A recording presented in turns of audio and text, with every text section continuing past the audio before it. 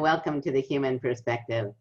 It is my privilege today to be interviewing Senator Tammy Duckworth, who has been one of my heroines for many, many years. She's the first disabled woman to be elected to the Senate, but in addition to that, she's a real role model to me and to others with and without disabilities.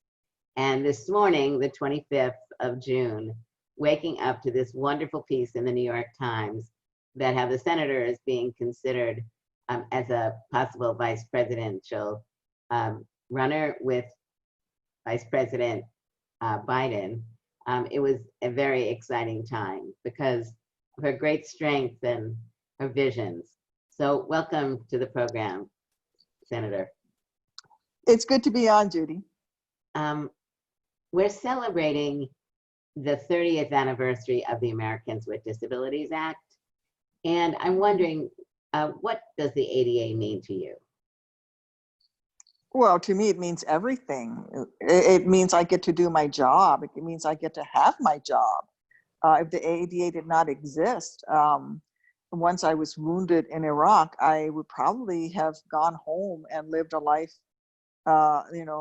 just at home and really not have a future. So the very fact that I can do my job, run for office, get elected, and do my job as a U.S. Senator is really critically important. I mean, it's everything. It's even my right to be able to have IVF so that I could have my children after I became disabled. All of these things, used to be obstacles for people with disabilities. They question whether or not you could have kids and take care of your own kids and all of those things. So the ADA just means that I, as a human being, am equal to everyone else, despite having different abilities than other people. So my father was in the Marines. Your father was in the military. Marines also. Oh, he was in the Marines also. Yeah, Wow. Yep, to start off with, yeah. So why did you go into the Army and not the Marines? Well, I was a graduate student. When I decided to do ROTC, and the Army was the only branch of service that would take a graduate student. All the other branches, you had to be an undergraduate. So that's how I ended up in the Army. I did try to get into the Marine Corps ROTC program, where it's naval ROTC, then you get commissioned into the Marines, but they wouldn't take me because I had too much education. That's it. And you were married in 1993, right? I was, yes. Just before I went off for flight training, my husband Brian and I wanted to make sure that he had legal status as my spouse in case I was injured during flight training. Learning to fly is an inherently dangerous activity, so we wanted to make sure that he was my next of kin. And when you were injured in Iraq, what were your thoughts when you first began recovering? What type of a future did you see for yourself? Well, I think this is where the war wounded out of Iraq and Afghanistan have been treated very differently than the greater disability community, and also even very differently than the wounded from previous wars. From the minute I woke up, the expectations from the military of me was I was going to resume my life. And if I wanted to serve in the military, I would be able to do that. In previous wars, that was never an option that was given to servicemen and women. And so there was never this ability of, oh, your life has ended, there's no future for you. It was like, I remember being in my hospital bed and they came to me and said, you're going to run the marathon. I was like, I didn't like running when I had legs. Why would I start now? But, they're like, what do you want to do? And I said, I want to fly my helicopter again. And I want to go back to my unit. And they said, well, then we will do everything we can to help you achieve that. And so it was very empowering for me from the minute I woke up. Yes, I was dealing with all of the issues of the amputations and trying to, live my new normal. But the expectations always were that I was going to live the most productive life that I wanted to live, and that there would be no barriers in my way. And this is very different than what Vietnam veterans face. This is very different than even today what many people who become disabled face, because there is still this perception that your life is over and you're going to have a lesser life in some ways. And in fact, I think in many ways, my life is more than it ever was. I think that's a very powerful piece of information, because you were involved in a system that believed what was important is that people who were injured could see a future for themselves. And that is frequently not what, as you were saying, other people who acquired their disabilities see for themselves. Why did you decide to run for Congress? Well, it wasn't something that I ever wanted to do, but I had become an advocate for my fellow veterans at Walter Reed, because what happened was, for about 6 months, I was the highest ranking amputee, the highest ranking patient in the amputee wards at Walter Reed. And at the time, this was 2004, 2005 timeframe, and 2006, or 2004, 2005 was when I was at Walter Reed.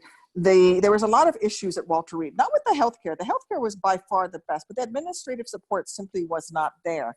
And as the highest ranking amputee, I just started taking it on myself, along with some of the other higher ranking amputees, some of the first sergeants and sergeants majors who were also wounded, to speak out on behalf of my lower ranking comrades, the other patients. And I had met at this point my two senators from Illinois, Dick Durbin and Barack Obama. And I started calling Dick Durbin on a regular basis because he made the mistake of giving me his personal cell phone number and said, "You have any problems, you call me." So I promptly Pick him up on it. I abused it, yes. And he became the unofficial ombudsman for Walter Reed, because I call him and say, "I got this soldier, he hasn't been paid, he's going to miss his mortgages," or "I got another soldier who's unconscious, his wife is not getting the help she needs, his mom can't find a room to stay while he's here taking care of him," you know. And he became the unofficial ombudsman. And then Barack Obama was newly elected and was on the Veterans Affairs Committee, and he heard about these issues. So then he asked me to testify in the Senate Veterans Affairs Committee. And after about 10 months of this, Dick Durbin called me up and said, "Tammy, you need to run for Congress if you think that we're not taking good care of our veterans." And this is the remarkable thing about, you know, finding allies out there. Dick Durbin looked at me with my legs still in bandages, my arms still in a sling, and he didn't see disability. He didn't see someone to pity. He saw potential. And that changed my life, because he said, "You need to run. And if you're willing to do it, I will help you." And long story short, I ran, I lost. But then I was able to start working on veterans issues. And then I decided to run again in 2012. And I won that time to my seat in the House of Representatives. I have a lot of friends in Illinois, and I know that you've been a great ally of Access Living and the late Mark Abristo. And I think what the people in Illinois think of you is as an amazing representative who really represents all the people. And I think that's what's very exciting about you in office, is that you have a very broad background, you know, your family background, your father being in the military and various aspects of your story, but then you're a real powerhouse because you're really able to demonstrate that the cause of your disability and the way the disability occurred could really have deflated you. So I think it's obviously very important what the veteran system did, but there's also an inner spirit and an inner strength within yourself.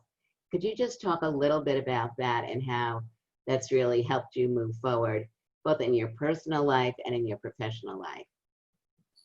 Oh, thank you, Judy. Well, Marka taught me just about everything I know about the disability community. In fact, when I first started running in 2006, not long after I left the hospital, she reached out to me and we had many long conversations, and she really educated me on the movement and how we got to where we are.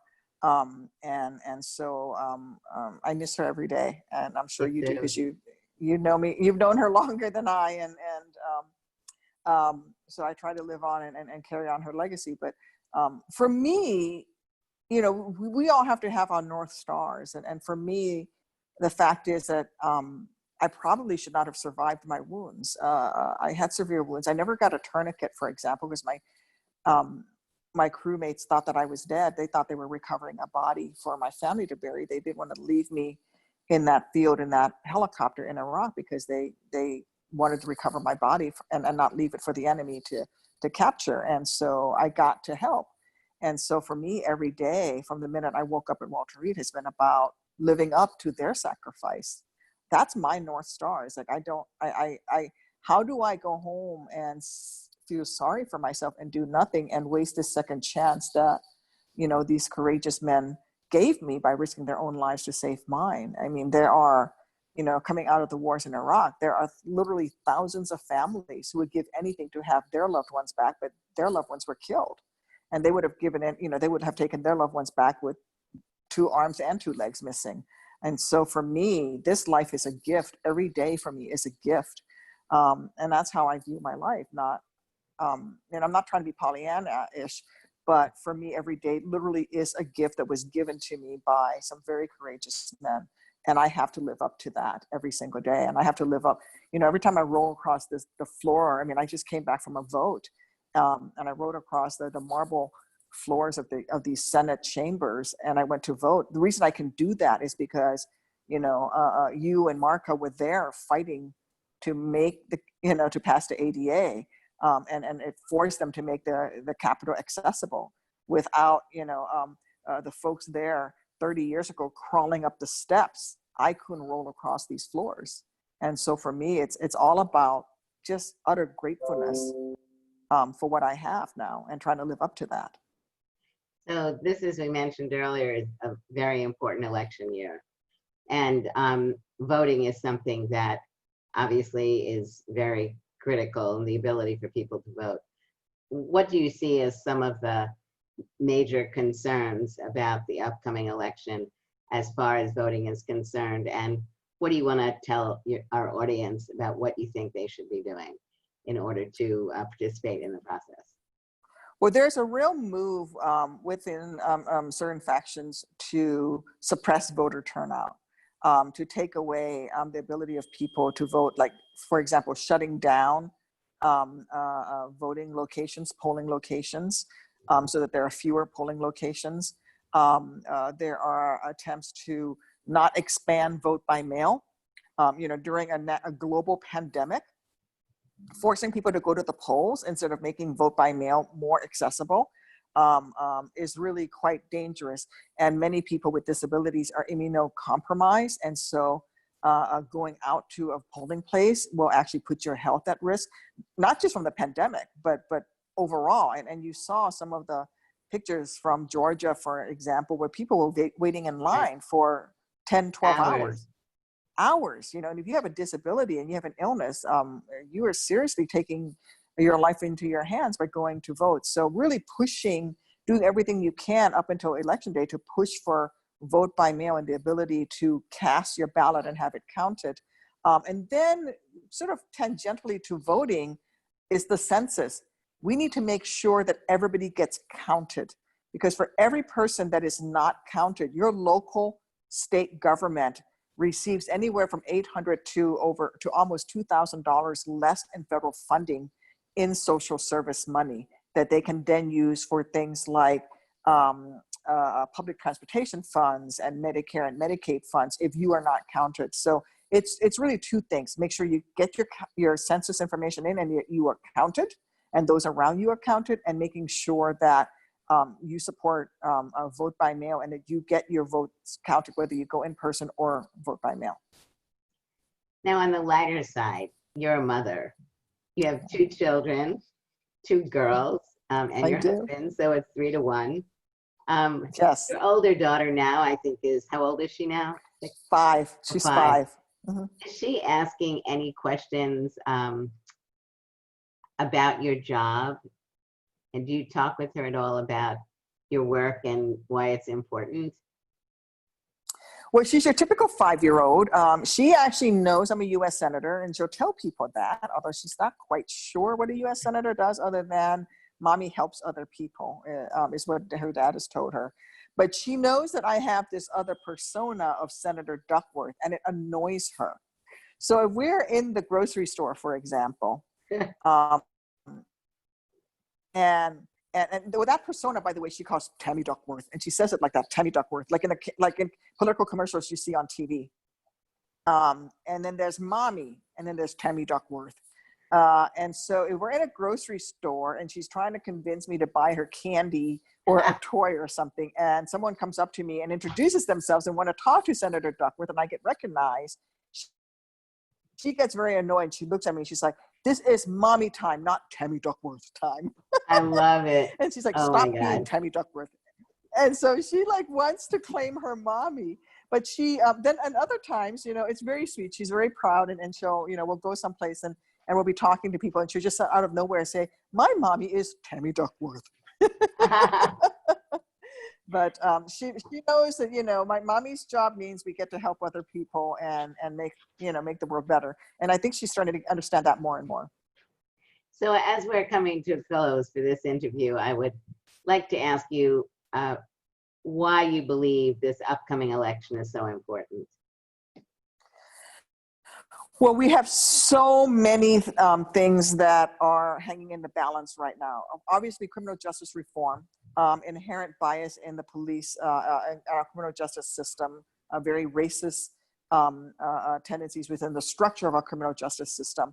And while absolutely it's predominantly, 99% of it is the need to take to deal with racism within our criminal justice system, especially against Black Americans. There is another portion of criminal justice reform that deals with people with disabilities as well, because police need training on how to deal with different cultures, and they need to learn to deal with disability people from a disability community as well. For example, people who are hard of hearing are also more likely to be tased or arrested or experience police violence because they can't hear the instructions and the police are not aware of that. And we've seen cases where people with cognitive challenges or with hearing issues are actually killed by the police because there is a lack of understanding. So these issues are at the forefront. We need to deal with the continuing attacks on the ADA.